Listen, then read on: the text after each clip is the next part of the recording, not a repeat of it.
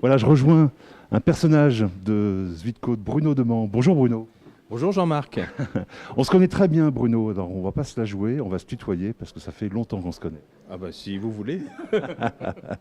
Bruno, tu habites Zuidcote et tu es un vrai personnage ici. Comment est-ce qu'on peut te résumer? Tu as beaucoup d'activités, on va essayer d'en explorer quelques-unes. Mais avant tout, tu es un amoureux de la mer, c'est ça? Je suis un amoureux de la mer parce que je suis né au bord de la mer, comme tout Dunkerquois et Zuidcotois. Mais j'ai surtout une boulimie de la vie. Oui. Je pense que jusqu'à son dernier souffle, on peut toujours apprendre, on peut toujours essayer d'imaginer, de créer, d'innover. Et c'est un peu ma recherche aussi, quoi. Ma recherche intérieure et puis essayer d'explorer des univers que je n'ai pas encore découverts. Alors, un amoureux de la vie, de la mer en particulier, puisque pour parler d'un premier exemple, tu restaures en ce moment un fameux bateau. Un fameux bateau, c'est pas un fameux trauma, il a que 2 mois, c'est un Dundee, c'est le Dundee Lorette. Je suis président de l'association Dundee Lorette.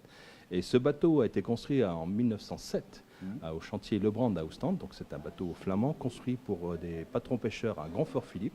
Donc ce bateau a fait d'abord la pêche, une belle carrière à la pêche. Donc la petite pêche, hein, ce qu'on appelle le chasse-marée, c'est la pêche de nuit, revenir à la criée le matin. Et il a eu ses heures de gloire parce qu'il a participé à l'opération Dynamo, donc le rapatriement des troupes anglaises et françaises vers l'Angleterre. Et puis Zuidcote est un haut lieu de cette opération Dynamo, puisque nous fêtons en 2014 le 50e anniversaire du film. Oui, on aura l'occasion d'en parler dans la seconde émission. On évoquera largement l'anniversaire de ce film Week-end à Zuidcote, tout à fait. Et donc le Dundee Lorette a participé à cette opération. Il a participé à cette opération et il n'a pas pu rejoindre en son dernier voyage l'Angleterre, puisqu'il a été mitraillé et qu'il a coulé, il a été échoué sur la plage de Zuidcote. Il a été renfloué, il a repris la pêche et ensuite grâce à un certain nombre de passionnés, de bénévoles, il est devenu anglais, il est devenu belge et aujourd'hui revient pavillon français.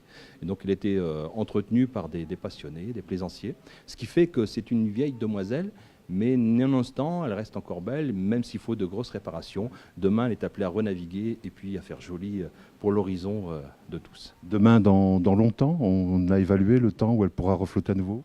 On se donne pour challenge d'avoir le finir de restaurer dans 2 ans et armer, il faut encore une année parce que l'armement c'est d'autres moyens, c'est toujours le nerf de la guerre et donc on se donne 3 ans. 3 ans pour voir sur nos côtes.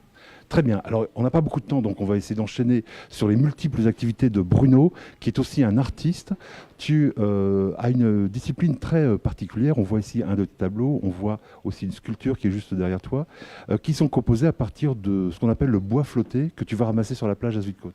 Alors c'est sur la plage de Zuidcote, alors j'habite au bord de plage donc c'est facile pour moi, c'est surtout mon épouse qui les collecte pour moi, même si je participe fort heureusement. Alors il y a 2 types de bois, il y a du bois, ce qu'on appelle du bois flotté, et puis il y a du bois, ce que j'appelle moi des fortunes de mer. Les fortunes de mer, et ici sur les bancs de Flandre, il y a tellement de bateaux qui ont coulé, pas forcément dans l'opération Dynamo, mais parce que les bancs de Flandre ont toujours été des zones très dangereuses pour la navigation. Et donc, à chaque tempête, il y a des morceaux d'épave qui ressortent. Et moi, je récupère ces morceaux de bois pour en faire des œuvres d'art. Mais je récupère aussi, dans une notion de développement durable, ce que l'humain jette, hélas. Et j'essaie d'en faire un objet qui redevient utile, en tout cas créatif. Dont notamment ce magnifique tableau. Moi, je l'aime beaucoup, celui-là. Il s'appelle comment ? Alors ça, c'est le créateur de l'univers. Pourquoi ? Parce qu'il porte des frères de la côte. Moi, je les appelle les frères de la côte que vous voyez là. Ça, ce sont des frères de la côte. Ici, par contre, là, ce sont des vikings. Alors, la particularité, quand même, c'est que les vikings se sont arrêtés une fois sur nos côtes et puis sont repartis. Ils ont préféré aller en Normandie. C'est un peu plus riche qu'ici. Donc, il n'y avait rien à voler, il n'y avait rien à piller. Nonobstant, bon, j'ai essayé d'imaginer un passage des vikings. Ici, vous avez le créateur de l'univers avec des frères de la côte. Et puis le créateur qui rayonne sur l'univers, sur le monde, avec sa connaissance, des turbulences internes, etc. Voilà. Donc là, il y a de la peinture, il y a de la dorure, il y a du bois flotté, il y a aussi des objets que j'ai ramassés sur l'estran. Et tu as la chance d'être exposé loin d'ici, et tu as des gens qui achètent tes œuvres qui sont de par le monde. Alors j'ai la chance effectivement de plaire aussi bien beaucoup à mes amis belges, beaucoup en Belgique, mais aussi à Monaco. J'ai quelques tableaux et sculptures à Monaco.